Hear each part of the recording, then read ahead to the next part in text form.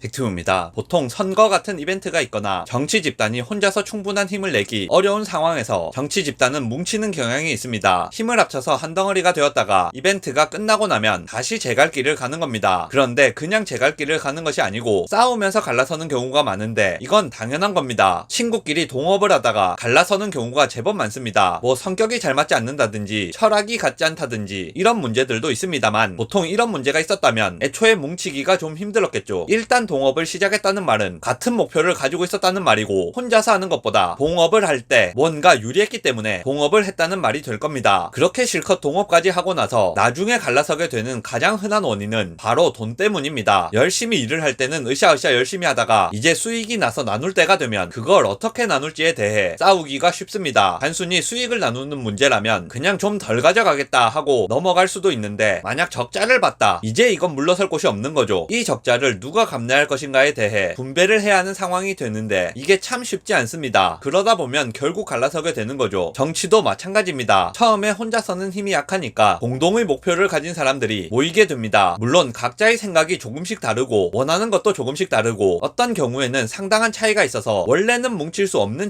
집단일지라도 일단 당장 눈앞에 있는 공동의 목적을 위해 잠깐 뭉칠 수는 있습니다. 그렇게 뭉쳐서 목적을 달성했다. 그럼 이제 그 사람들이 뭉쳐야 할 목적이 없어져 버린 거죠. 목적하는 바는 얻어냈는데 성공했고 지금부터는 얻어낸 것을 누가 얼마나 가져가야 할지에 대해 고민을 해봐야 하는 시간이 오게 되는데 보통 전리품이 충분하지 않습니다. 나는 이걸 얻기 위해서 협조를 했는데 끝나고 나니까 그게 모자라서 내 차례까지 안 왔다. 그런 불만이 생기는 것이 당연하겠죠. 얻어낸 것이 충분하다면 보통 문제가 안 될 수도 있겠지만 일반적으로는 모자라기 때문에 참여했던 모두에게 충분한 양이 돌아가지 않습니다. 그럼 그걸 쟁취하기 위해서 싸움이 일어나게 되는 거죠. 깨끗하게 헤어지는 것이 아니라 싸움이 나는 이유는 이 때문입니다. 예를 들어 나는 여기에 참여를 하면 뭐라도 한 자리 줄 줄 알고 참여를 했는데 안 챙겨준다. 그럼 서운하고 기분 나쁘겠죠. 안 챙겨주려고 안 챙겨주는 것이 아니라 자리 수는 제한이 되어 있는데 그런 생각을 가지고 참여하는 사람은 많기 때문에 그렇습니다. 그러다 보니까 자격도 안 되는 사람을 엉뚱한 자리에 올려놓기도 하고 그걸 보고 사람들이 삐져서 나가기도 하고 삐져서 나간 사람을 두고 저격을 하고 저격당한 사람은 또 상대를 비방하고 그런 혼란스러운 상황이 생기는 겁니다. 며칠 전까지 하하하 웃으면서 악수하는 사진 찍던 분들이 그러고 있는 겁니다. 정치인들 뿐만이 아니라 일반인들의 경우도 마찬가지입니다. 안타까운 사건이었던 세월호도 그랬습니다. 박근혜 정부를 몰아냈는데 큰 동력이 되었던 분들입니다. 그런 문재인 대통령이 당선되고 나서 진상조사도 좀 제대로 다시 해주고 보상금도 원하는 대로 챙겨주고 위로를 해줘야 맞는 것 아닙니까? 이건 당연한 거죠. 그런데 지금 상황이 그렇게 되었나요? 진상조사는 뭐 달라진 게 있습니까? 부상당한 민간 잠수사들 소송 패소당한 것 알고 계십니까? 박근혜 전 대통령을 몰아내고 우리 편 문재인 대통령을 올려놓았는데 바뀐 게 없죠. 정치라는 것은 원래 그런 겁니다. 정치인들이 진짜 순수하고 착해서 좋은 일을 한다고 믿는 순진한 분들이 아직도 있는 것 같습니다. 순진한 것은 죄가 아닙니다만 순진하게 당하고 있는 것보다는 그래도 좀 알고 계시는 편이 개인의 안위를 위해서는 도움이 되지 않을까 합니다. 위안부 문제도 마찬가지입니다. 정치적으로 이용해 먹을 때는 도움이 되니까 잘 챙겨주고 도와주고 그랬던 거죠. 용도가 다하게 되면 정리를 하는 것이 원래 저렇게 정치를 하는 분들이 기본적으로 하는 일입니다. 남으면 좀 챙겨주겠는데 내가 가져갈 것도 모자라니까요. 정치인들이 이런 식으로 사람을 잘 이용하는 것은 정치인들이 가지고 있는 기본적인 성질입니다. 원래 그런 거죠. 그러니까 정치인이죠. 이건 도덕적으로는 문제가 있을지 몰라도 법적으로 문제가 있는 것도 아니고 일종의 정치적 능력이라고 볼 수도 있는 겁니다. 이걸 잘해야지 정치 인생이 오래가고 많은 것들을 할 수 있는 겁니다. 문제는 당하는 분들이 너무나 억울하다는 건데 우리같이 사회생활 좀 해보고 때가 많이 탄 분들은 누군가 도와주겠다고 접근을 할 때 호락호락하게 믿어주지 않죠. 저 사람이 공짜로 나를 도와줄 리가 없는데 왜 나를 도와주려고 할까? 나를